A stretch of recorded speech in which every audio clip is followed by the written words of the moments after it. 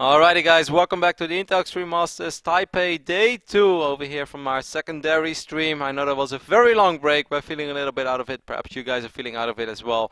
But the PvP series between Rain and Harstem has finally come to an end. Rain was able to win it, but it was a lot closer than I think most people expected. 2-1, and Harstem had a massive lead in Game 3. Yeah, it was a really close series. I think it goes without saying. A lot of us were pulling for Harstem. I was pulling for Harstem, but... You know you have handprints on your face, right? Because someone has been sitting like this for a while.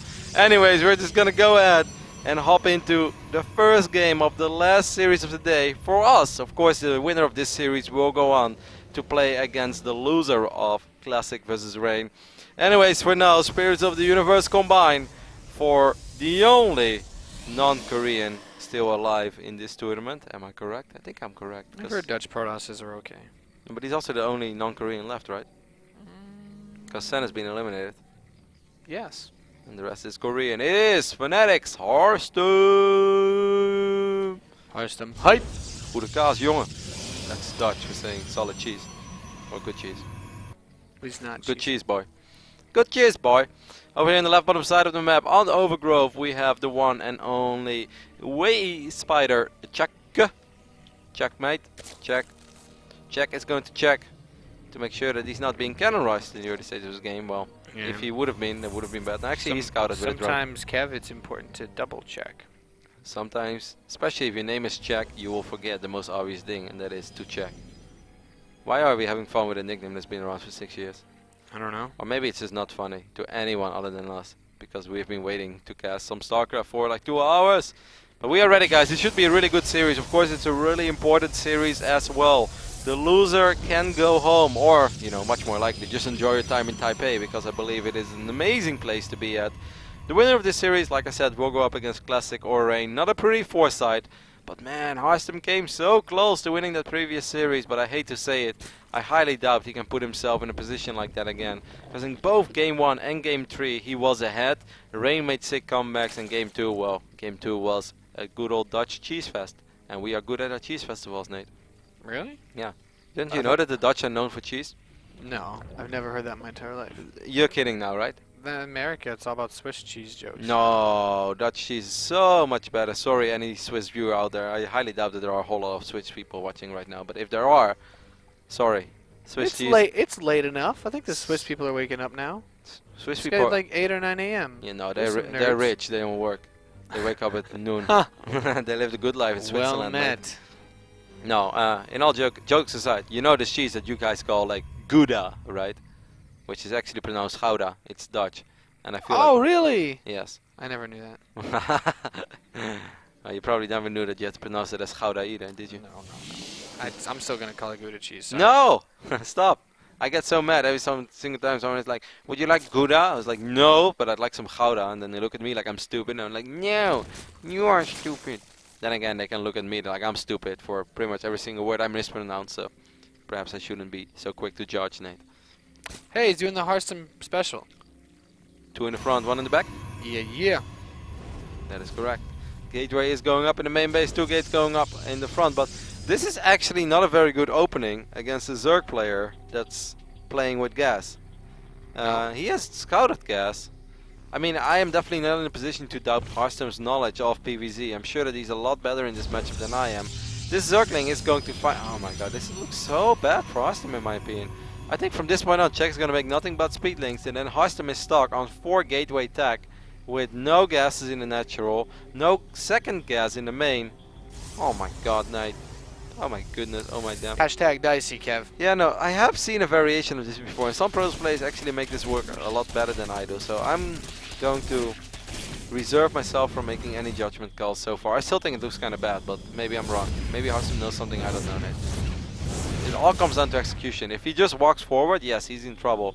If he's able to warp in a lot of zealots while getting probes behind this, but look at Czech. Czech already kind of figured out what's going on. He's like, man, there's no Okay, no units over here. Sentry back home to defend. Nice. He can always force it off if he tries to break the position. Yeah, okay, so this is not too bad because he has a mothership core. He's in an annoying position. Can he do anything about the third? No.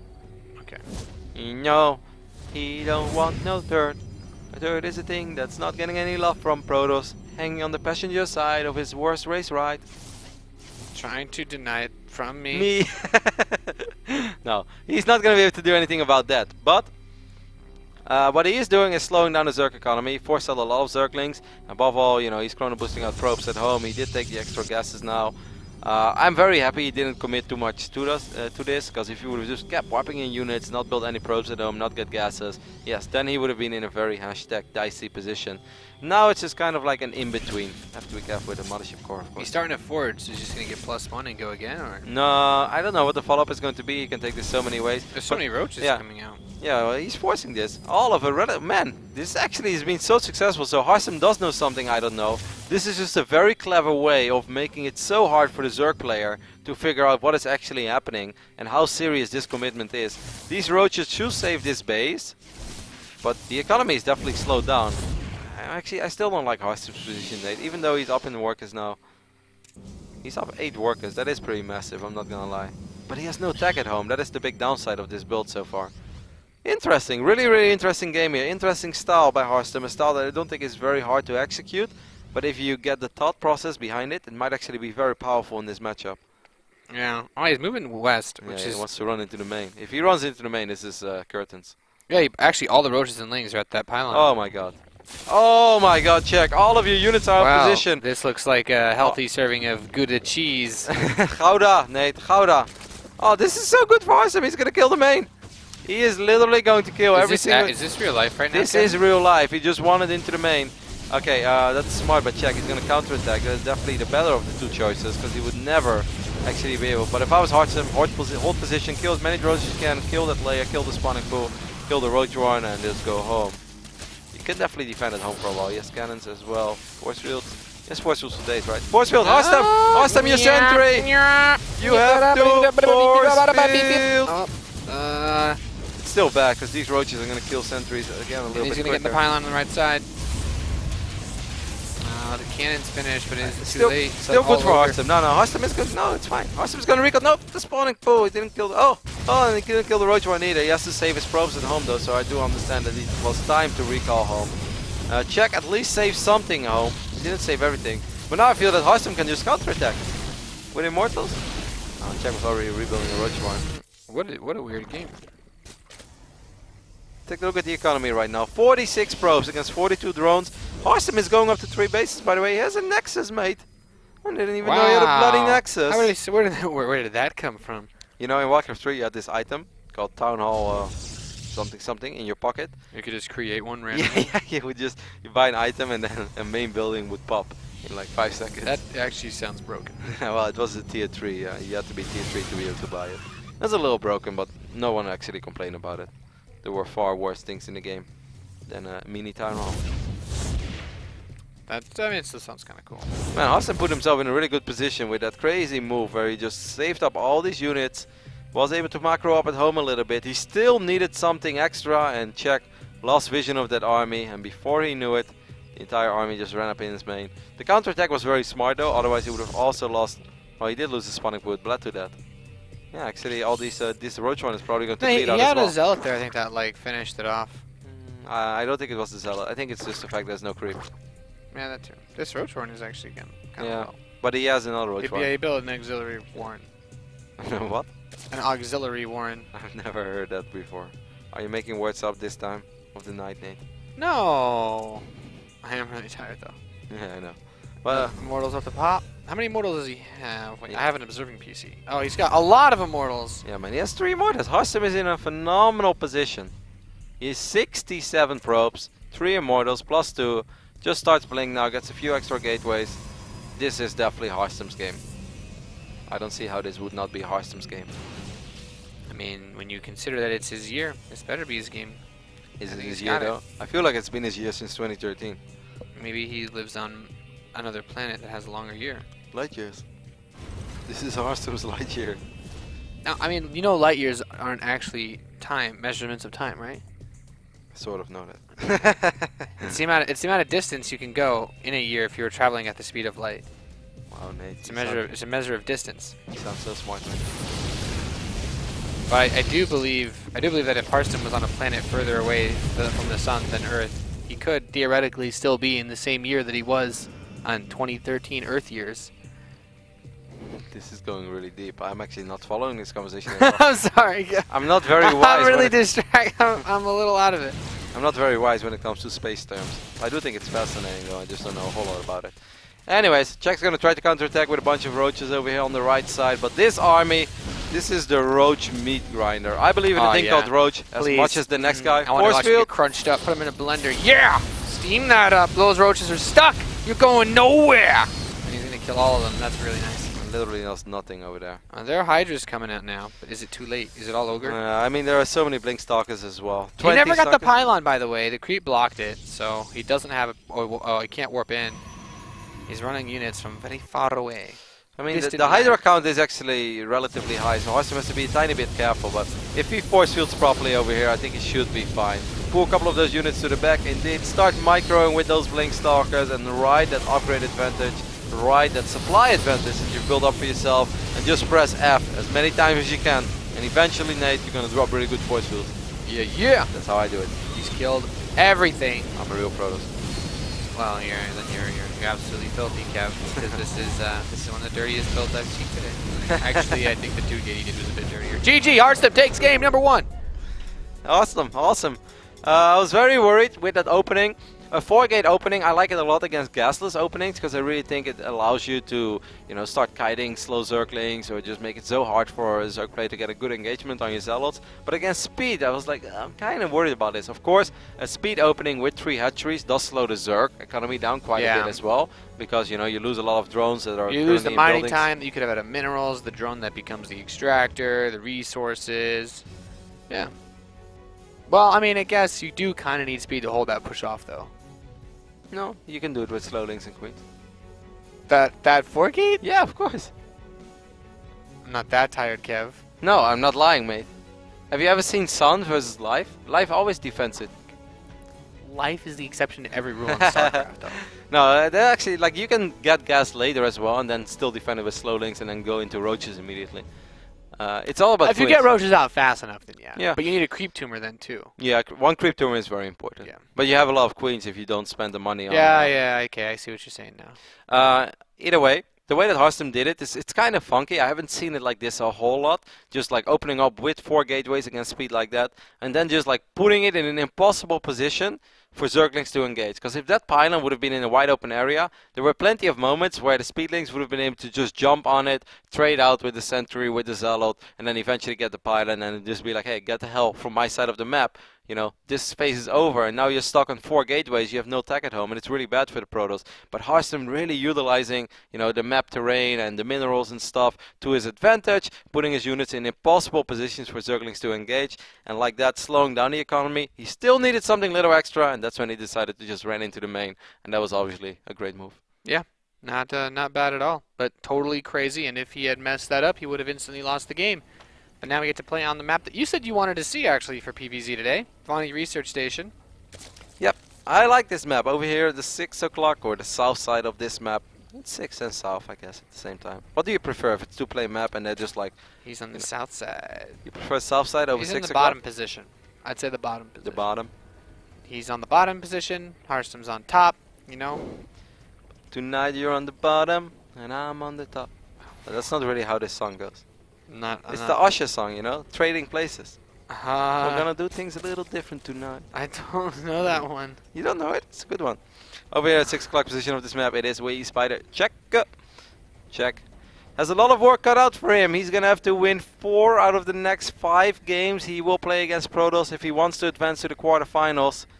Obviously he has to win the next 2.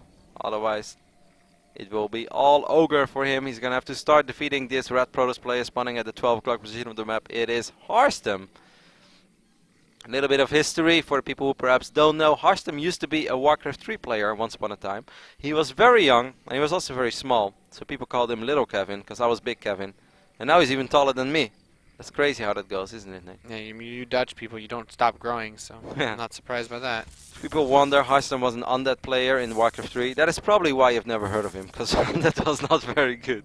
Nah, Cav was very young. Was the game's pro scene really that determined by how underpowered you should No, it wasn't all that bad, but it was hard to make it as an undead player. Saying it wasn't hard would be a lie. But for instance, Happy was an undead player, and he became European champion in a phase where Undead wasn't winning anything, so it was doable. Okay, that's cool. But you know, Harstem was just he was very young. You know, he was just entering the esports scene. He just thought it was exciting as a young kid. You know, playing against people like Grubby and like me. That sounded really arrogant, but I didn't mean it like that. But yeah, he had a great time, and then when StarCraft 2 came out, he just went all out right at the get-go. It took a little while before Harstem became good, but I would say over the last, you know, 18 months or even 26 months, he has definitely been, here it comes, Roddy Soundboard, a force to be reckoned with in the European scene, and especially when it comes to Protoss players. A lot of people actually consider him as the strongest Protoss player in Europe right now. Of course, you know, with Naniwa coming back, people will definitely throw up the name Naniwa, and Liubo, also known as Liutot, is also very strong, and Pedrogo has been making a good name for himself, but, you know, Harstem is up there, Nate. Showtime very good as well. Yeah, there's quite a few. I mean, you can't really discount any. You can't discount too many players from the European scene, especially when it comes to their Protoss lineup. No, but like the Protoss lineup really shifted though, because in the older days it was always, you know, you had Grubby, Hazuobs, Zoka, Todd even. Well, I mean, Hazuobs is still playing. And, you know, no, he's playing Heroes of the Storm. He's totally done with StarCraft? Did I miss that announcement? Not totally done, but I know he's been playing Heroes, but as far as I know, he's still going to win, you know, a couple more EPSs before he's done with SC2. No, he's playing. He's waiting for Legacy of the Void. I mean, he might come back soon. Anyways, we should talk about this game, but you know, definitely there is like a new phase of European Protosses. All the guys I just mentioned, you know, the Leobos, the Pedrogos, the Harstems. So how do you feel about this game? I love Nexus First and the Gateway, especially on this map because there's nothing the Zerg can do about it. I do love it. I mean, yeah, there are certain crazy early pool openings that may be able to do something about it, but this is pretty much indeed as good as it gets for a Protoss. But, you know, Jack also had a very, very, very economic approach to this game. He opened up with 3 hatcheries before his spawning pool, then he dropped the gas. His speed is still pretty quick though. He wanted to make sure that he wouldn't be surprised by anything. But I do like it for Harstem. I would be lying if I said I didn't like it, you know. He went for the most economic opening in the book for Protoss, and he had absolutely nothing to worry about. How fast this Robo facility is, you think we're just going to see him Mortal Century Reno, or perhaps? It's possible, but I'm not sure if this is a great map for it. This map is surprisingly large. You know, if you look at it, you're like, ah, two-player map. I can run across the map with my Immortals and Sentries, but it's pretty hard to get away with it. It takes quite a while before your army reaches the other side of the map. So I kind of feel that Harstem just wants to go up to 3 bases as well. But maybe you're right, Nate. We'll see. He didn't take his 3rd and 4th gas yet, so you might be onto something. Might. It's a little weird. Why wouldn't he need a 3rd and 4th gas if he was doing an Immortal Century push? Well, sometimes you want to get extra minerals for your gateways. To build your gates, okay. Yeah, okay. It's pretty expensive and stuff.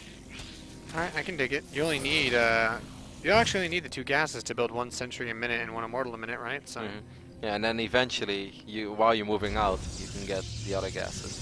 I still don't think that he wants to put all of his eggs in one basket, and that is going for. Nah, you see, he's taking gas number 3 and 4. It's possible, but I'd be still a little bit surprised if he goes for a big Immortal Sentry all in. With the way, that's maybe not fair to say either. I won't say with the way that the previous game played out, I don't feel like he has to do that, but of course the previous game was a little wonky. Now he's going up to like 6 gates now. Yeah, I think you're right, Nick. I mean, if you open up with a Nexus first, of course you have a very strong economy, and this is pretty much, you know, the strongest that an Immortal Sentry is going to hit, while still, where am I trying to go with this? It is going to hit as hard as it possibly can, while still relatively early in the game, and you know, he had a strong economic opening. And one thing that does work for him, sorry guys, I really make no sense right now, it's kind of late over here in Southern California, but do you understand what I'm trying to say, Nate? I'm picking up what you're putting down, kid. Yeah, it's kind of weird what I'm trying to say. He still gets to hit early despite doing a Nexus first. Yes, that's sort of what I mean, he's pushing with 3 Immortals, and he's got the Warp Prism coming in. Yeah, it's still very strong. Like, it's not only early, it's also very strong. The one thing that actually helped him out is the fact that Jack opened up with speed, because it slowed his own economy down. So here we go. It's all or nothing. This is pretty much a dream. There's often no transition from this. Either it's absolutely going to work or it's not. I haven't seen a single Immortal Sentry all-in yet on this map, Nate. This is the very first time I see it. Oh, he had a pilot. Cool. Yeah, this could be interesting. So he doesn't have to wait for the Warp Prism. This is kind of nice. He's going to force a couple of defensive warp ins. You're going to need these links at home as well. I think every single link helps. Yeah, I mean, think about it this way. It only takes 1 force field to cut the 3rd off from the main base, right? So if Yeah. you get that close. That is definitely true, and that's something I've abused a couple of times myself. But he's going via the left side all the way. Well, it's just roaches. I mean, 3 Immortals, there's so much firepower here, and he's picking off already 1, 2. Chewing away, slowly, slowly. Yeah, the army supply is definitely not overwhelming yet for Czech. It's 64 army supply against 54. That's normally not enough for a Zerg player. Against 3 Immortals and all these sentries, and a couple of them have quite a bit of energy. It's tricky. If he gets time warp... Oh, well, actually, these roaches are just quite exposed. He's not ready to commit one way or the other. The longer he waits, the scarier this is going to get. Oh, he got 2 roaches and a queen there, and that queen has a lot of energy. 2 transfuses available in that queen. A couple of push for nothing. Nice. I mean, I guess if he just gets his hatch and then he backs up, then it's not too bad either. Another Zerg units coming from all angles, so... Even the drones are being pulled at this point. Guardian Shield gets popped, roaches in from the left, from the right, the drones in the bottom. Now he does have the War Prism here. None of the Immortals have actually taken any hit point damage yet, and the War Prism is there, picking him up, ferrying him over, keeping him safe in the darkness of the night. Taipei, he's slamming, he's jamming Roddy. That third base looks like it's going to go down. Yep, I think it is going to go down. Easy pick up there on that queen. Time warp is going to go down as well.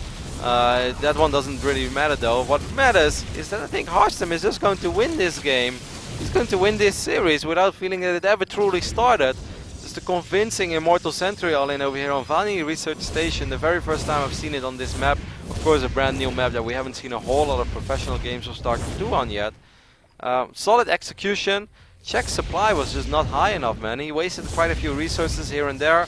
The counterattack with the Zerglings didn't achieve anything other than a single defensive sentry warp in. This pylon already being up before the War Prism even arrived at the army allowed Harstem to attack even quicker than he normally would already. He's going to run up this round. This is kind of an ugly move command, but it doesn't really matter. He saves the Immortal as well. Oh, that's so sick. Yeah, but this game is over anyways, man. Yeah, I mean, it's okay. You know, a little finesse, little fancy footwork as you're dancing your way to victory. Harstem can dance all day. He's defending against the counterattack over here from Czech as well. 6 or 7 roaches are not going to achieve a whole lot, especially not when you have to worry about 3 Immortals that are in your main base. A couple of them have taken a lot of damage though, but there's just almost no units here for Czech. This is going to be it. He's totally wrecked him. GG. Harstem takes a 2-0 over Czech. Not bad. Not bad at all. He moves on to face the loser of the winners match. That's actually very impressive, as Czech has qualified for this event while going through the open bracket of the Intel Extreme Masters Taipei. And the open bracket, those are not easy. It was dual tournament number 2, I believe. He had to defeat a couple of very strong opponents to get where he is. And Harstem just took him out 2-0. I hate to use this term, but it almost felt like without breaking a sweat.